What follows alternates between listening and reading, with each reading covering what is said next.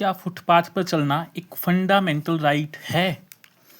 नमस्कार दोस्तों, आज तारीख है 20 जून और आज के द हिंदू में एक आर्टिकल छपा हुआ है, walking on footpath is fundamental right से सुप्रीम कोर्ट। यानी कि सुप्रीम कोर्ट ने डिक्लेयर कर दिया है कि सड़क की साइड में जो फुटपाथ होता है उस पर चलना भी आपका एक फंडामेंटल राइट है। अब से ऐसा कब हुआ?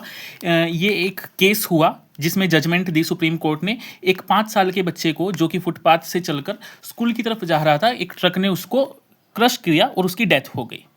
तो इस चीज़ को लेकर कि सबके पास गाड़ियां और सबके पास स्कूटर वाहन इस तरह की चीज़ नहीं हो सकती, तो कुछ लोगों के लिए चलना बहुत बड़ी चीज़ होती है। सुप्रीम कोर्ट ने बोला है, इफ़ अ रोड एग्जिस्ट, अगर रोड एग्जिस्ट करता है, there must then be a duty to ensure that a footpath is demarcated. Demarcated का मतलब होता है कि निश्चित, निर्धारित हो बिल्कुल कि ये इतना आपका फुटपाथ रहेगा लोगों के चलने के लिए, and maintained for the walkers. और ये एक एनफोर्सेबल ड्यूटी होगी। ऐसा नहीं है कि मन मर्जी से फुटपाथ बनाना है या नहीं बनाना है, वो बनाना ही पड़ेगा। Walking is not just a motion. Supreme court के अकॉर्डिंग ये सिर्फ एक मोशन नहीं है, it embodies expressional, congregational and associational rights under article 19। ये हमारे आर्टिकल 19 से जुड़ा हुआ है। आर्टिकल 19 हमारा राइट टू फ्रीडम को हमारा जो राइट टू फ्रीडम है वो 19 आर्टिकल से 22 आर्टिकल तक होता है।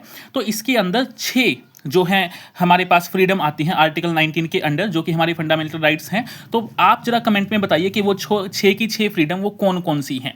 तो यहाँ से आज the supreme court on Friday in a judgment declare the freedom to walk on demarcated and well-maintained footpath a fundamental right which has priority over movement by motorized vehicles। के motorized vehicle से ऊपर हमें इसको रखना पड़ेगा। The court highlighted the need to lay down a statutory framework not only. इसके साथ ही supreme court ने क्या कहा है कि इसको लागू करने के लिए एक रेगुलेटरी बॉडी होनी चाहिए और प्रॉपर तरीके से इसको मेंटेन रखने के लिए भी बॉडीज बनाई जानी चाहिए, क्योंकि ये एक बहुत ही इंपॉर्टेंट हिस्सा है। और आज का आर्टिकल बहुत इंपॉर्टेंट इसलिए भी हो जाता है क्योंकि इसका एडिटोरियल भी छपा हुआ है। पेज नंबर 6 पर इसका एडिटोरियल भी आया हुआ है, तो आप जरूर उसको पढ़िए और इस चीज़ को ध्यान में रखिए। साथ ही जवाब दीजिए कि क्या मतलब ये जो 6 हमारे पास फ्रीडम्स हैं आर्टिकल 19 के अंडर, वो कौन कौन सी हैं। धन्यवाद।